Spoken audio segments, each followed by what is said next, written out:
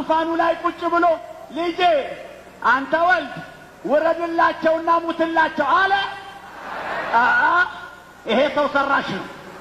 እግዚአብሔር ሰማይን ለቆ ዙፋኑን ጥሎ በሥጋ ተገልጦ ወልድ ሆኖ።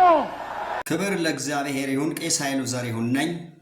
ስህተትን በእውነት እናርማለን። ቢሾፕ ደጉ ከበደ የኢትዮጵያ ሐዋርያት ቤተክርስቲያን ዋና አስተዳዳሪ ወይም ደግሞ አሁን ደግሞ ዓለም አቀፉ አስተዳዳሪ የሆኑ ሰው ናቸው እኚህ ስብከት የሰበኩት። በጭራሽ ስብከቱ ከመጽሐፍ ቅዱስ ጋር የተጣረሰ ነው። ምን ይላል የእግዚአብሔር ቃል? ኢሳይያስ 66 ቁጥር 1 እንደዚህ ይላል። እግዚአብሔር እንዲህ ይላል፣ ሰው አይደለም እንዲህ ያለው፣ ሰማይ ዙፋኔ ነው፣ ምድርም የእግሬ መረገጫ ናት። የምትሰሩልኝ ቤት ምን አይነት ነው?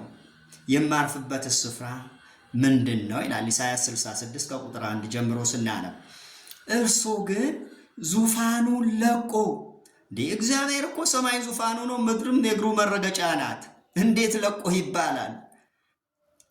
ይህ እኮ ቀልድ ነው። ይሄ እኮ በሚመሩት ህዝብ እኮ እየቀለዱ ነው። ቢሾፕ አይልም መጽሐፍ ቅዱስ።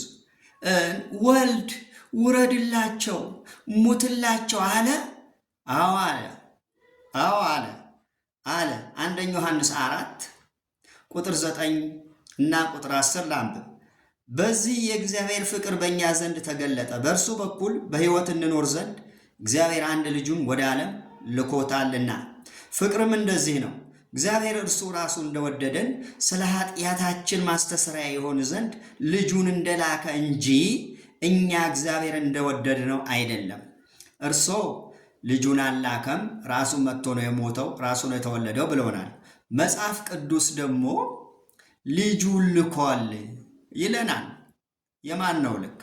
የቢሾፕ ወይስ የመጽሐፍ ቅዱሱ? እኔ ግን የመጽሐፍ ቅዱሱን ነው የምወስደው። የእርሶ ስህተት ነው ብዬ ነው የማረመው።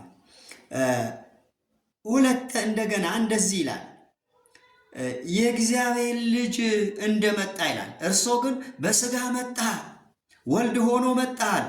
እግዚአብሔር በስጋ አልመጣም። እግዚአብሔር ወልድ ሆኖ አልመጣም። እግዚአብሔር ሰው ሆኖ አልመጣም። ይሄ ሊታረም ይገባል፣ ስህተት ነው። አንደኛ ዮሐንስ ምዕራፍ 5 ከቁጥር 20 እንደዚህ ይላል፣ የእግዚአብሔር ልጅ እንደመጣ። አቤት አቤት አቤት አቤት አቤት አቤት! እውነተኛም የሆነውን እናውቅ ዘንድ ልቦና እንደሰጠን እናውቃለን። ይሄ የመጣው እግዚአብሔር ልጅ ነው ልቦና የሰጠን። የእግዚአብሔር ልጅ በስጋ መጣ ብለን ካላመንን ልበቢስ ነው የምንሆነው። እውነተኛም በሆነው በእርሱ አለን፣ እርሱም ልጁ ኢየሱስ ክርስቶስ ነው። እርሱም እውነተኛ አምላክና የዘላለም ሕይወት ነው። የቱ ጋ ነው አብ ዙፋኑን ጥሎ መጥቷል የሚል ቃል ያለው? የቱ ጋ ነው አብ መጥቶ ሞቷል የሚል ቃል ያለው? የቱ ጋ ነው እግዚአብሔር ራሱ በስጋ መጣ የሚለው? የቱ ጋ ነው ልጁ ሳይሆን ራሱ መጥቶ ሞቷል የሚለው? እኔ እኮ ስም አጥፊ አይደለሁም። እኔ እኮ ከእናንተ ጋር ጥል የለኝም። ግን አንድ ነገር ልነግራችሁ ፈልጋለሁ። ህዝቡን ይዛችሁ እየጠፋችሁ ነው። ህዝቡን ይዛችሁ ወደ ገደል እየገባችሁ ነው። ኑ ውጡ እያልኳችሁ ነው። ውጡ፣ ልክ አይደላችሁ። ስለዚህ በጣም እኮ የሚደንቅ ንግግር እኮ ነው።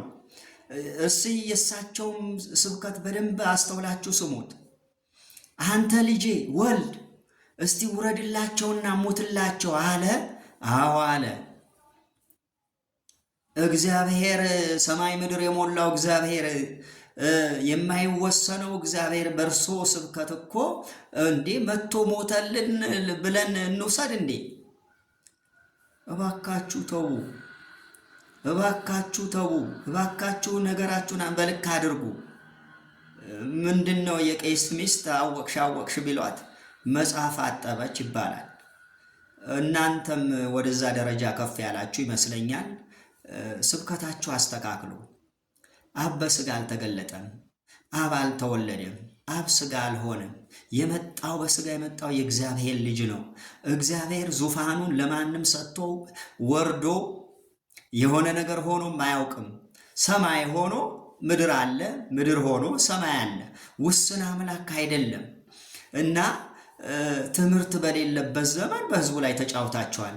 ካሁን በኋላ ግን እንደፈለጋችሁ መስበክ አትችሉም። እያንዳንዳችሁ ከዚህ ከሚዲያው ዓለም እናወርዳችኋለን። እመኑ። ቸር ያገናኘን።